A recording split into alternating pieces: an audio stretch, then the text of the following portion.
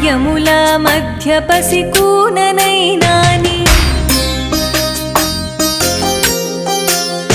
పిడలోన నాగమ్మ బుస విప్పి చెప్పదా